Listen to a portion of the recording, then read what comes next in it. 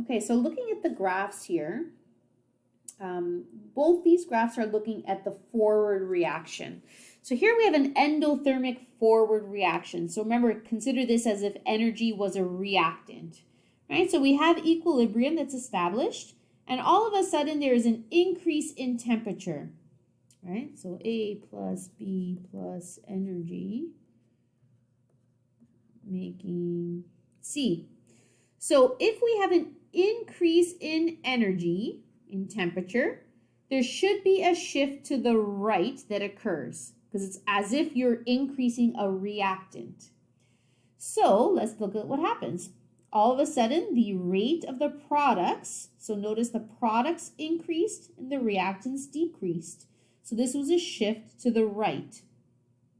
If this had been a temperature decrease, it would have been a shift to the left, and you would have seen the opposite, reactants going up and products going down. And notice you have a new equilibrium that is established, right? So in this case, we have the opposite if it was an exothermic forward reaction. So meaning you have the energy as a product.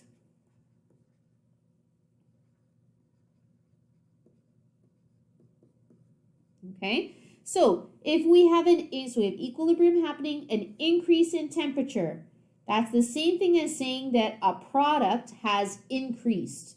The only way to alleviate that is to shift to the reverse reaction. So notice the reactants go up and the products go down, eventually establishing a new equilibrium. So here we have another example.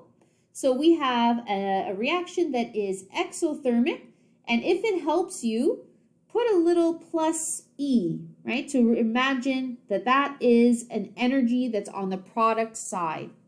So if we were to increase the temperature, that means you're increasing one of the products, right? Energy is a product.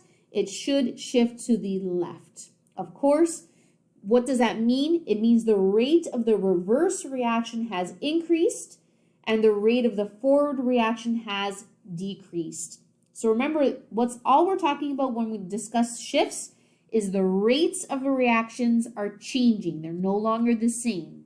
Eventually, the rates will maintain into a new equilibrium once again.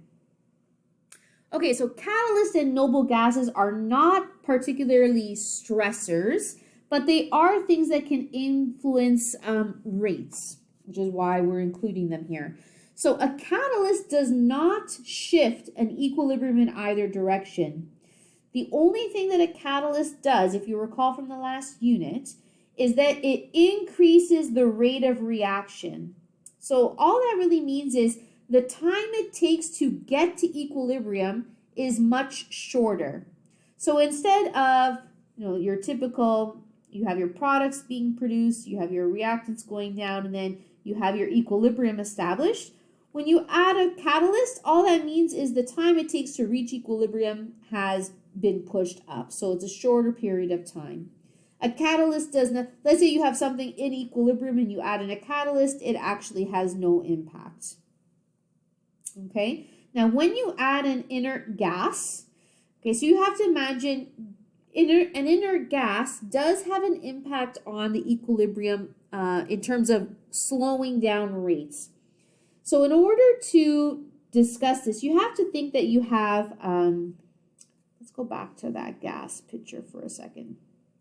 Okay, so let's say we have an equilibrium that's happening, and don't worry about the stressors for now. We're just talking about an equilibrium, and we're going to look at what happens when an inert gas is there. So an inert gas would be as if we are adding in a new gas to our container. Okay, we're adding in a new gas. Now, naturally, the rate of reaction for the forward and reverse will actually slow down.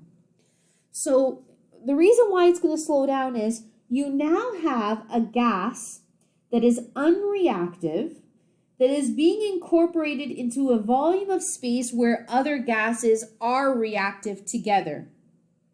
So it's kind of like you're introducing a new gas that's kind of just in the way, Okay, it's not reacting with anything. It's kind of just something else for it to bump into without a successful collision. So what happens is you have a slowdown of both reactions.